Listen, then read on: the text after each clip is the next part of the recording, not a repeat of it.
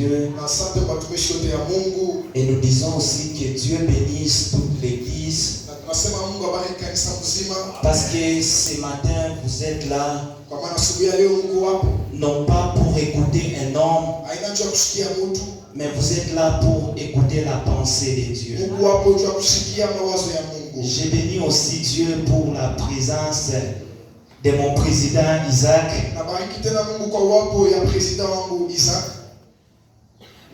Aujourd'hui, Dieu l'a élevé comme pasteur. Ne soyez pas étonnés de me voir toujours l'appeler président parce qu'il fut mon président il y a beaucoup de temps. On a commencé avec lui il y a tellement longtemps. Et pour ceux-là qui ne savent pas, c'est à cause de lui que je suis aujourd'hui à Meda. Que Dieu les bénisse. Parce qu'il m'avait aussi conduit à une bonne adresse. Rephidim. Tel sera notre soutien de ce matin. Rephidim. Un épisode de guerre contre Amalek. Rephidim, un épisode du combat contre Amalek. Je vais nous proposer quelques écritures. La sœur pour midi va nous lire dans Exode chapitre 17, verset 8 à 16.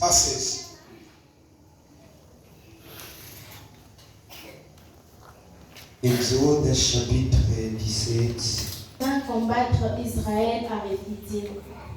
Alors Moïse dit à Josué, choisis-nous des hommes, sors et combat Amalek. Demain, je me tiendrai sur les sommets de la colline, la verge de Dieu dans ma main.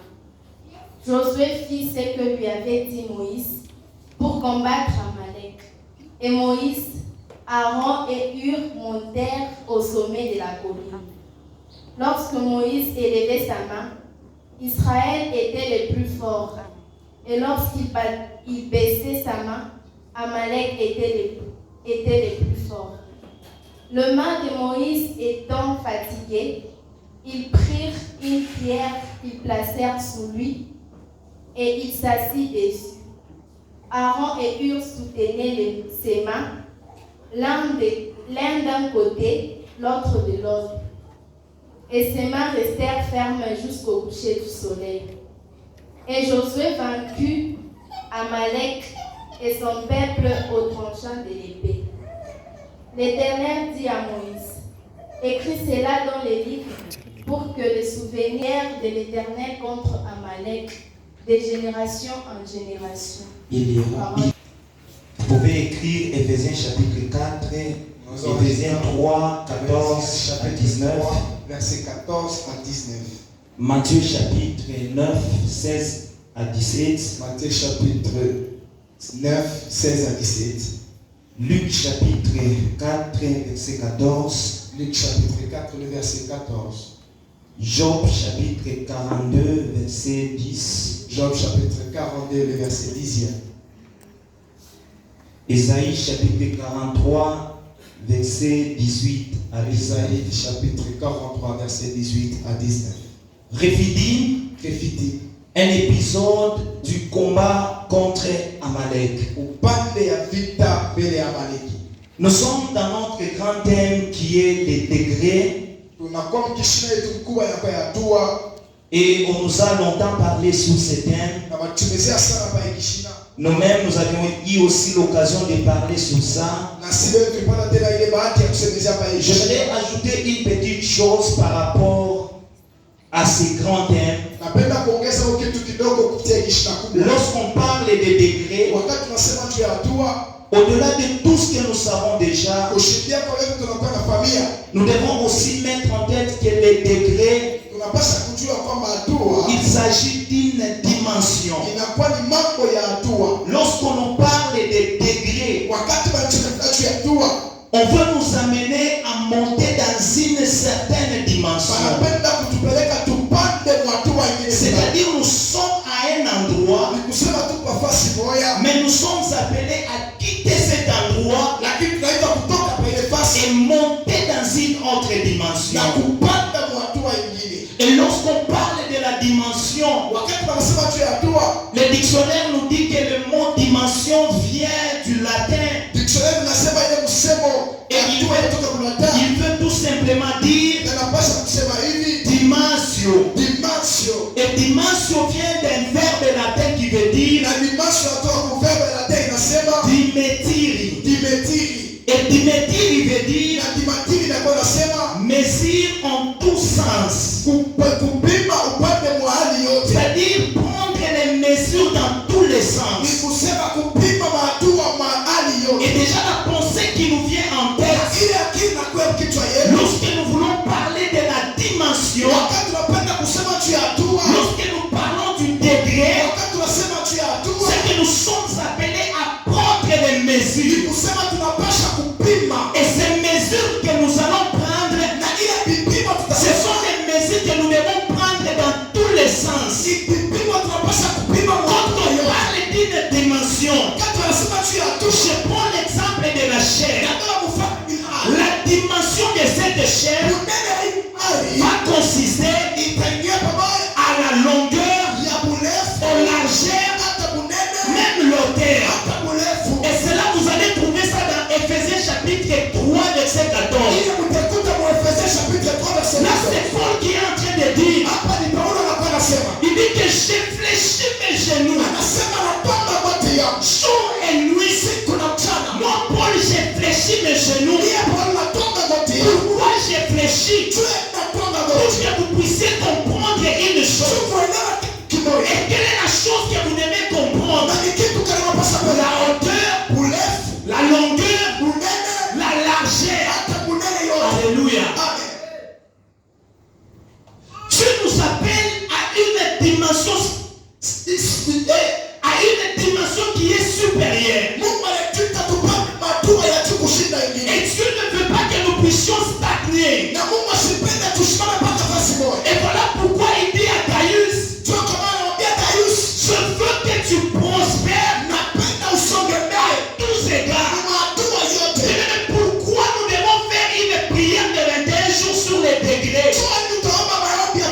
La prière de 21 jours sur les degrés, c'est pour nous amener à connaître, à créer une nouvelle dimension, à prospérer à tous égards. Lorsqu'on parle du degré, une chose que nous devons savoir, c'est une montée, non pas dans un domaine, mais c'est dans différents domaines. Il y a beaucoup de domaines dans ta vie où tu as besoin de monter. Et je vais t'informer ceci, c'est de la volonté de Dieu.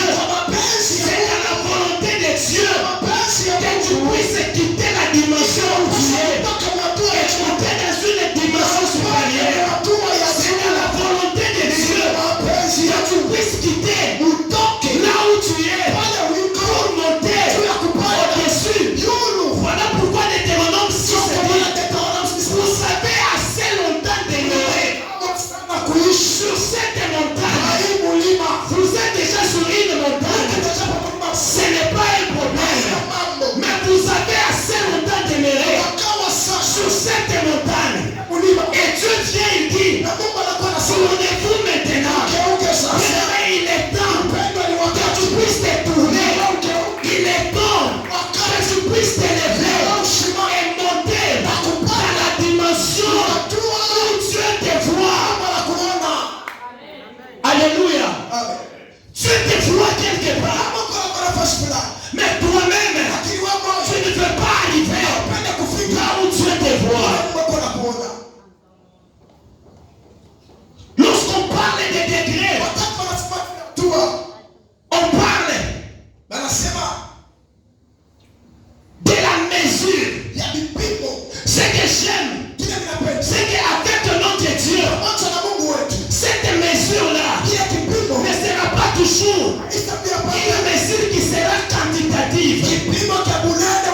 Lorsque Dieu veut que tu montes, il ne veut pas que tu montes seulement sur le quantitativement, mais Dieu veut aussi que tu montes dans la quantité, que tu montes aussi dans la qualité. Job chapitre 42. Job avait des enfants. Job avait des biens. Et nous connaissons très bien cette histoire de Job. Il avait perdu tout ce qu'il avait. Le moment où Dieu est venu restaurer Job, le moment où Dieu est venu remettre Job dans la nouvelle dimension, c'est ce que Dieu a donné à Job n'était pas seulement une quantité, mais c'était aussi une qualité. J'aime la version Martin Luther qui dit l'Éternel a tiré Job de sa captivité. L'Éternel a tiré Job de la situation. Et lorsque Dieu vient, il veut t'élever dans une nouvelle dimension. Il va te tirer de la captivité où tu étais. Il va te tirer de la médiocrité où tu étais. Et t'élever. La Bible dit ceci. Les enfants qu'il a donnés à Job, c'était les enfants dont leur beauté ne pouvait pas s'égaler à la beauté des enfants qui existaient dans ce pays-là. Je prie aussi ce matin que Dieu ne te donne pas seulement le nombre d'années, que tu ne sois pas seulement rassasié du nombre d'années, mais au-delà de ce nombre d'années-là, que tu aies une qualité de vie, une bonne qualité de vie. Nous sommes en train de parler du degré dans le nombre de tes années. Si même on avait arrêté que tu devrais mourir, je t'annonce le Dieu des degrés. Et je décide aujourd'hui de t'ajouter encore le nombre d'années. Le nombre d'années qui s'ajoutent ne seront pas le nombre d'années de plus, mais ce sera le nombre d'années dans lesquelles tu vas te réjouir. Pourquoi? Parce qu'il est le Dieu de la quantité et de la qualité. Alléluia. Tu ne sais pas seulement dire j'ai 60 ans, j'ai 70 ans.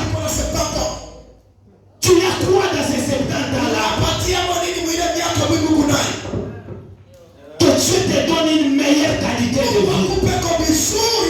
Non seulement le nombre d'années, tu ne compteras pas seulement le nombre d'années, mais dans ces années-là, tu accompliras des exploits. Car la Bible dit, afin que Dieu nous ferons des exploits. Et oui, Dieu va se charger de nos ennemis. Il les écrasera. Que Dieu commence à écraser tous les ennemis qui s'élèvent contre la vie. Lorsque nous sommes en train de parler des nouveaux degrés, nous sommes en train de demander à Dieu que Dieu ajoute une nouvelle chose. Lorsque nous sommes en train de parler des nouveaux degrés, nous sommes en train de prier que Dieu ajoute. J'aimerais te rassurer que Dieu est capable d'ajouter encore sur ta vie. Je peux te demander à Dieu d'ajouter, mais ne pas dire qu'on est un grand pour ce qu'il a fait. J'aime la prière d'Isaac lorsqu'il est monté avec son père Abraham. Il dit à son père Abraham, papa, j'ai vu ça, j'ai vu les fleurs, j'ai vu le bois, mais où est l'agneau? Isaac, malgré tout ce qu'il était en train de voir, il voulait quelque chose de nouveau. Et au travers de ses prières de degrés,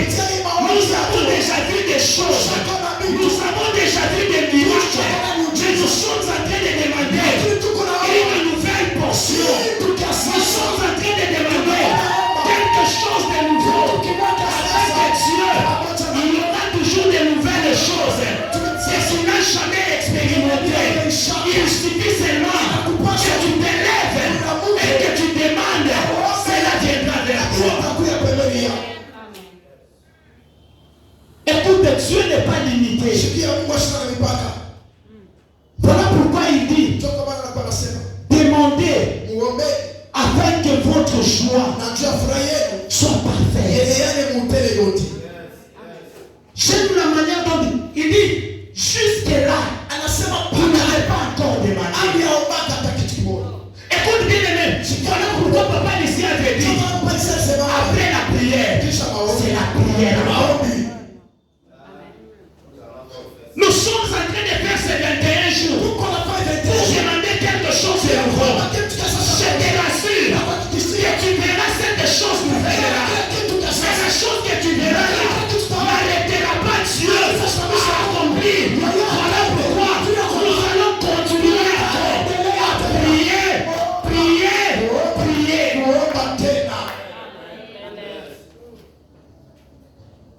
Lorsque nous sommes en train de parler du degré, nous sommes aussi en train de parler de la saison.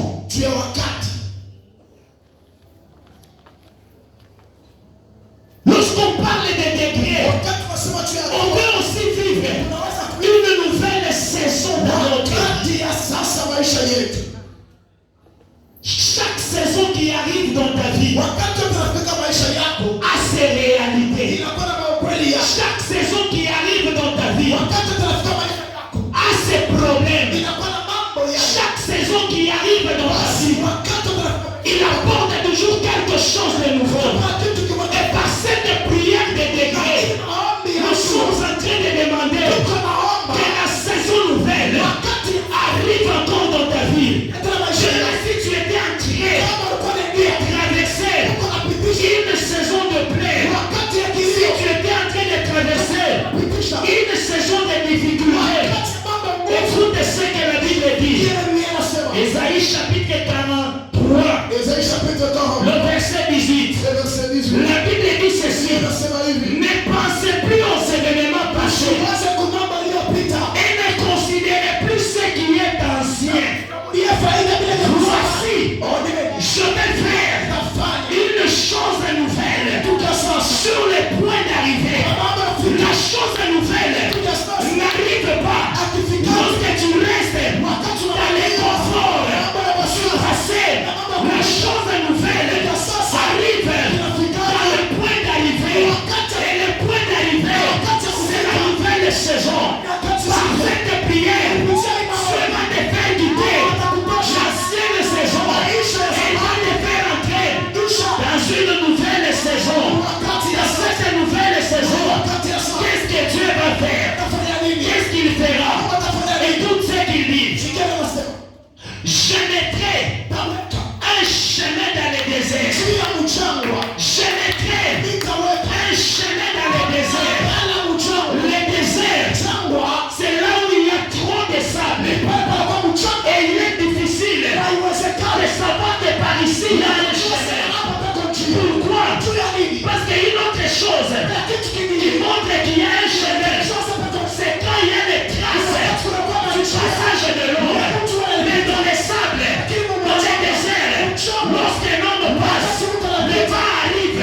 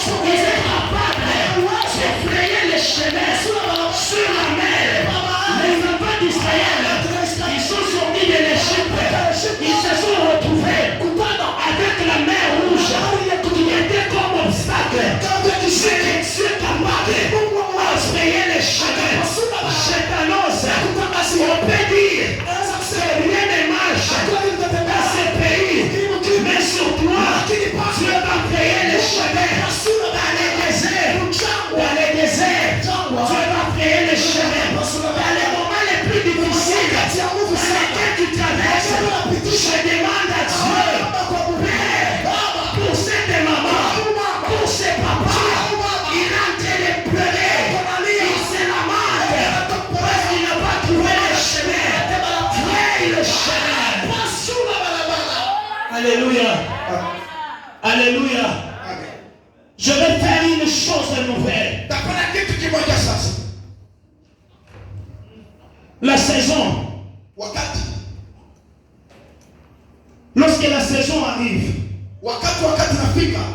Lorsque les nouveaux degrés arrivent.